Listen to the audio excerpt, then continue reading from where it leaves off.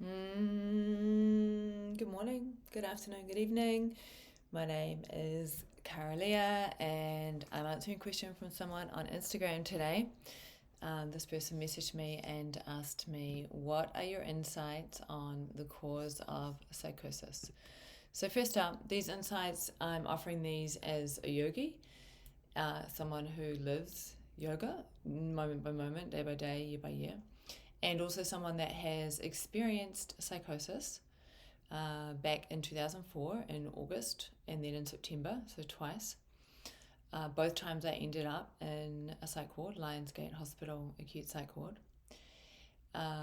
Maybe 10, 15 years later, when I was sitting in practice, what I noticed was there were some similar experiences where the mind would behave in a similar way, but because I was completely orientated to awareness and grounded, there was no identification with those thoughts, no believing in them, no acting from them. And I think this is a critical thing to understand from the yogic perspective, right? Is that psychosis itself can only occur when we're still mind identified. So that's the first thing that's really curious. It's like, once we know ourselves as awareness, once we recognize that the mind is always generating all kinds of thoughts, and most of them aren't very useful, none of them are true. They point to truth sometimes, but that's always happening. And so a big part of the journey of awakening and liberation is to begin to know yourself as awareness, so you're no longer identified with the mind, identified with the thoughts. It doesn't mean the thoughts stop or that the mind stops doing what it does. It's simply there's no more identification with it. And so from that place, psychosis is not really possible. Because as awareness, there's no believing in the thoughts anyway. It's like, is that useful? Is that not useful? Do I act on that? Do I not act on that? It's different. So that's one aspect. You could say that one of the causes of psychosis is being mind identified. However, 99.9% of people are mind identified. And so they're not all experiencing psychosis. That's not the only thing, right? It's just from a reverse engineering perspective, which is, I guess, a journey that I've traveled, is one of the ways that I safeguarded myself from ever experiencing psychosis or ending up in a psych ward again, was simply waking up, right? No longer believing the thoughts, no longer being identified with the thoughts, no longer being possessed by the thoughts. And that's just been years and years of dedicated practice and self-study, working with teachers, working with specific practices. Okay, so that's the big frame. Now if we go in and look at, what are the underlying causes of psychosis from a psychological perspective, I can only speak here to my own direct experience and or the experience of students or clients that I've worked with. And so this is not the only causes of psychosis. This is what I've directly experienced or had direct contact with other people. So there may be other causes. In my case, the cause of psychosis, I'd say that there were two. One was, I was going through an awakening process, and it was really intense and full on. And it meant that there was a lot of material that was floating up to the surface. For example, I was speaking in a language that I didn't know. I was doing Kriya, spontaneous yoga postures, etc., that I didn't know. And so there was this really deep intuitive movement towards forms of being, whether it was movement itself, like actual movement, or whether it was sound, like speaking. And so that appears as if it is psychosis, it appears as if it is crazy. But like I said again, if I'm oriented to awareness, like that stuff still happens. I mean, I haven't spoken a different language since then. The spontaneous yoga kriyas and stuff, they absolutely come through. And it's just no big deal because I'm, again, not believing in it, etc. And when I was going through this awakening stuff, I wasn't able, because of my psychological patterns, to communicate clearly with the people around me what was going on. And so without that ability to communicate, because I was really, some of the patterns was being really scared to communicate in case I would be yelled at, in case I'd be shut down, in case I'd be ostracized. Like, there was a really strong silencing that was going on. There was a pattern of silencing that had been triggered. And so that pattern of silencing meant that I wasn't able to communicate. And without the ability to communicate and run sort of a narrative dialogue in terms of what I was experiencing, it made it appear as if I was lost, kind of was lost in this other world, this other psychotic type world. So that's a really clear example of the way in which specific traumas, or let me roll that back, it's more the specific strategies that have been generated by our early childhood traumas. Like in this case, a strategy of staying silent to keep myself safe, right? That had been generated, that was running really strong. The other thing that happened in those periods of psychosis, particularly the second one, my fiance had just broken up with me, and that triggered the second episode of psychosis. And the reason for that was that I, at that time, found it really challenging to feel emotion. And so when my fiance broke up with me, the amount of grief and heartache, we were living together, I just couldn't deal. I couldn't deal. And so what happened was my psyche tried to keep me safe by generating a fantasy or a story. It was literally like a part of me just went, I cannot cope with this reality, and so I'm going to generate another reality that I can cope with. And this is perception bias. It started to kick in really strong. So when I looked out, for example, at the car park that was in front of our building, and I started to see a whole lot of Ontario plates on the cars, my fiance was from Ontario, his family was from Ontario. And so my mind, which was attempting to keep me safe from the reality that I wasn't capable of dealing with, my mind began to generate this fantasy or this story by looking at these external things and going, oh, his family, everyone's secretly beginning to gather. He's arranging a secret wedding, right? And so this was the major fantasy that my mind began to generate from cherry picking evidence, external evidence, and using that to back up the story. And because there was a part of me that desperately wanted to believe it, that was the fantasy that I got lost in. And so this is another cause of psychosis. When we don't have the capacity, the ability, or the willingness to stay grounded in the body and feel what is present, our internal strategies, defense mechanisms, etc., may try to protect us, keep us safe, and generate a more enjoyable reality. Okay, so that's another way that psychosis can function. And like I say, these are not the only ways, these are just some of the ways.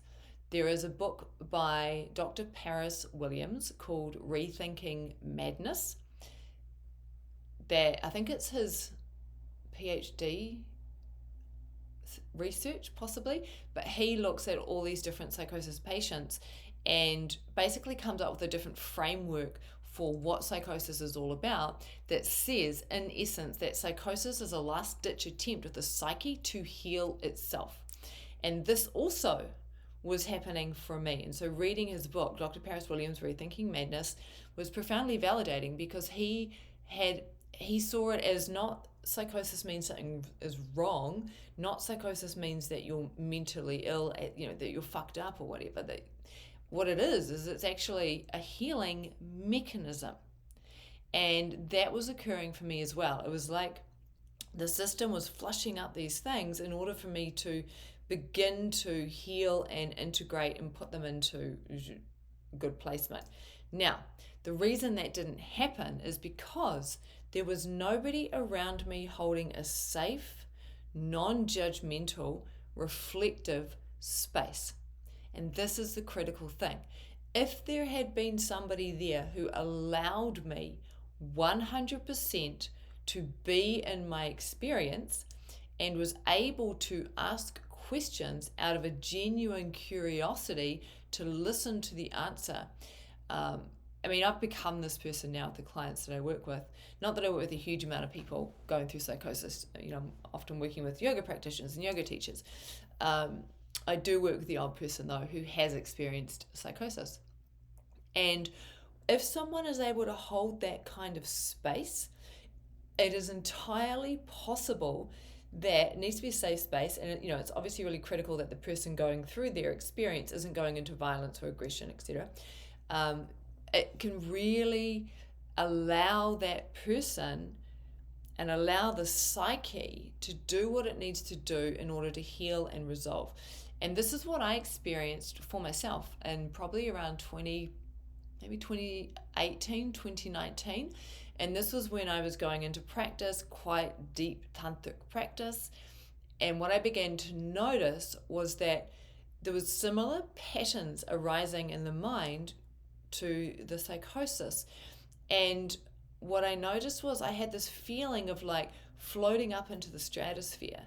And I was able to be aware of this and noticed it, and then orientated right back down into center and remained there whilst this material just floated through and did its thing. So in essence, I was the safe, non-judgmental, loving space for myself as my psyche, which must have felt like it was time, whatever, was doing that healing, reorganization, integration, right? And it was extraordinary for me to bear witness to be, it's like it was happening and I was aware of it and I was in it, and because it really helped me to understand and see that I was never insane. I don't know if anybody is ever insane, to tell you the truth. Not in the way that we tend to think of it or think about it. That it was just the way that things were functioning at that time. And there was always, and I was aware of this even in the second psychosis when I got picked up by the cops, the RCMP, and brought to the Pemberton Health Clinic, and they had to wait for an ambulance to come up to take me down to Lionsgate Hospital. And when I was, in the clinic room and the RCMP are guarding the doorway, and there was a part of me that could sense, that knew that what was going on, like that I was ungrounded, that I was not centered. And I was attempting, even in that room, like I was running water over my wrists, and I tried to sit and meditate. Like I was doing what I could, because I was like, how do I bring myself back? How do I ground? And at that time, I did not have the skills and the capacity to be able to do it. Fast forward almost 10 years or so, and 2017, 2018, when that material starts floating up, I had the skills, I had the capacity, I knew what to do, and I was able to do it for myself.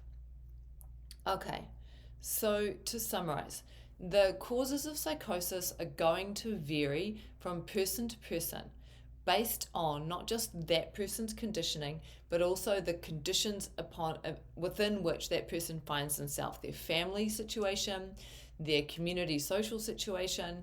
Just all of those dynamics are going to play into it, right? So it will be different for every person.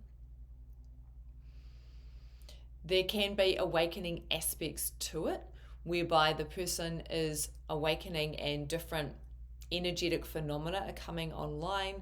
They can be speaking in a different voice. There can be energetic kriya. It's like, how do I describe it? It's like time collapses, and if past lives are a thing, it's almost like certain past lives started to play out here and now, and I wasn't able to keep things kind of separate because the boundaries and the borders were all dissolving, right? And because I wasn't able to stay oriented to awareness, etc., nobody's holding the space, it looks as if I'm crazy. So one of the causes of psychosis can absolutely be the process of awakening without proper grounding, foundations, and space being held. Second cause of psychosis that can easily happen is when the person is having intense emotional things happen, and because of their traumas and conditioning, etc., are not able to stay present to that, present in the body, and the system does the only thing think of to do to keep the person safe from feeling all that stuff, and sends them up into the mind and into fantasy, right? That's another cause of psychosis. And these can overlap and intertwine. Third cause, just to summarize, I am attempting to summarize, is when the psyche is attempting to heal itself, as per the work of Dr. Paris Williams. And that is just a thing that happens. It again just needs to be held. There may be more causes than those three. Those are the three that I am most familiar with from direct experience and also working with other people. Okay, anything else on this? Yeah, so if you've gone through experiences of psychosis, there's work that you need to do, right? You need to be able to ground, stay in the body. It's really useful to, depending on where you're at in the spiritual path and what you're doing, is to learn how to orientate to awareness and to be aware of the mind, not identified with the mind. I'm not going to deep into that, but that really helps immensely, so much. And then to also start to do the deeper work, to work on the conditioning within the psyche, the way that the psyche orientates itself in order to stay safe. Recognizing psychosis ultimately is a way that we're trying to stay safe. It doesn't appear like that, but it is. And so your ability to be able to meet and feel what's in your body, the intensity of sensation, means that your system won't necessarily have to go into psychosis again in order to keep you safe. And so it's resolving underlying trauma, really. It's resolving underlying trauma. All right, my name's Kara-Leah. Yes, I've lived through psychosis. I am a yogi. I work with people that are ready to do the deep work, yoga teachers, yoga students. I mentor people, and I have an online community, shelter, which is freely offered. Sending blessings on this work.